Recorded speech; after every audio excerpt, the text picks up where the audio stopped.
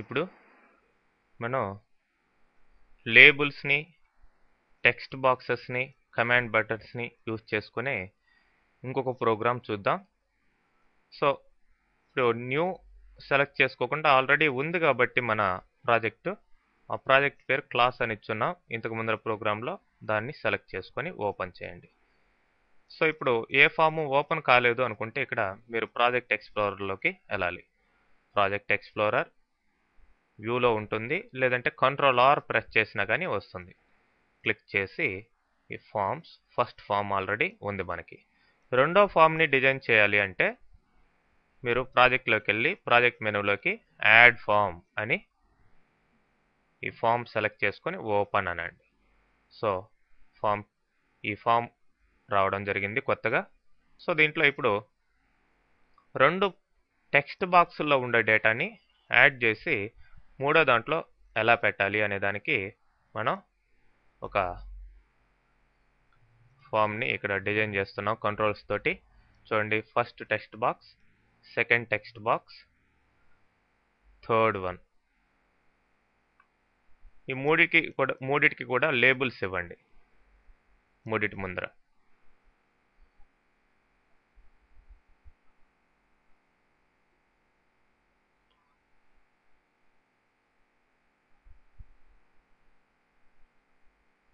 So ఇప్పుడు ఒక command button తీసుకోండి. మీరు అన్నిటికీ కూడా నేమ్స్ చేంజ్ చేసుకోవచ్చు. For example form name, form మీద క్లిక్ చేసి ప్రాపర్టీస్ తీసుకోండి. ఫామ్ నేమ్ FRM ఏదో 2 మీ ఇష్టం. అండ్ దీనికి క్యాప్షన్ మార్చుకోండి.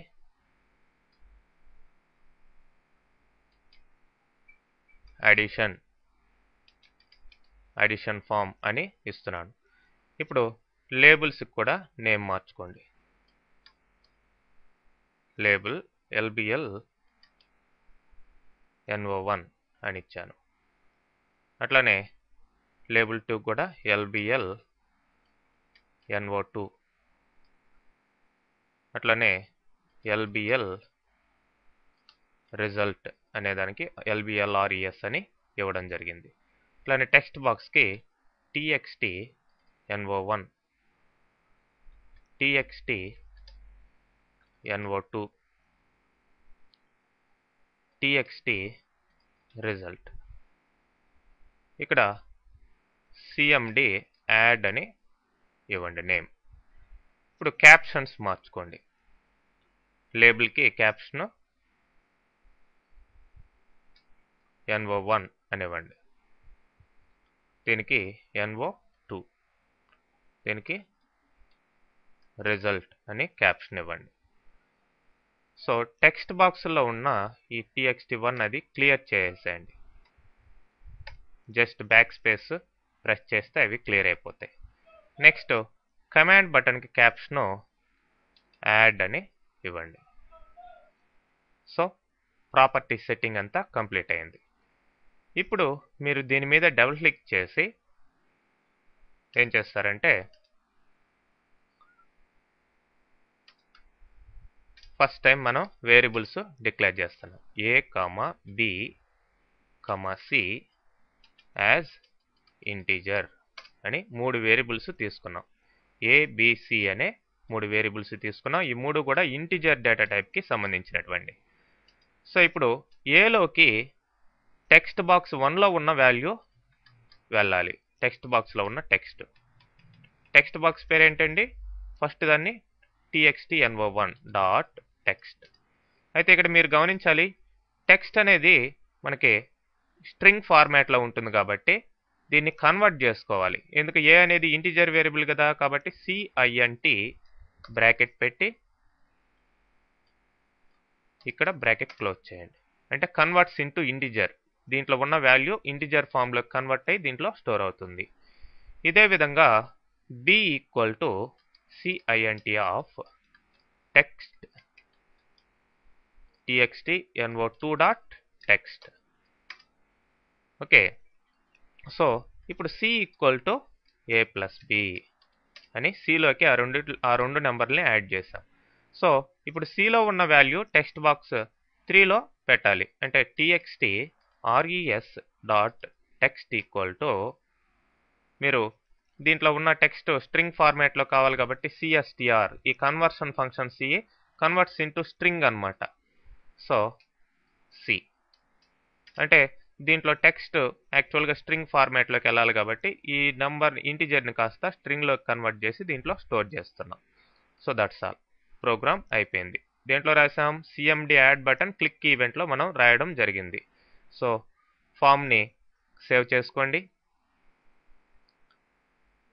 ఓకే, ప్రాజెక్ట్ని కూడా సేవ్ చేసుకోండి. ఇప్పుడు ఈ కంట్రోల్ F4 ప్రెస్ చేసి ఆ కోడ్ విండోని క్లోజ్ చేసేయండి. అయితే ఇప్పుడు రన్ చేస్తే మీకు ప్రీవియస్ ఫామే రన్ అవుతుంది.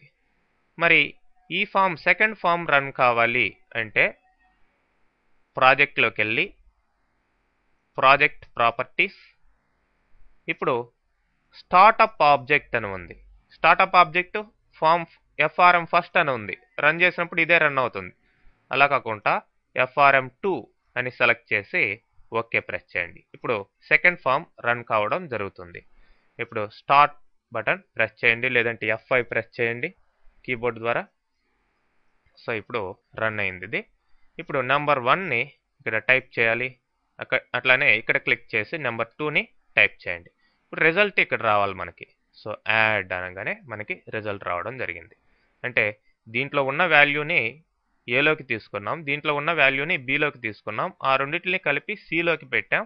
మరి సిలో ఉన్న వాల్యూని దీనికి ఇవ్వడం జరిగింది.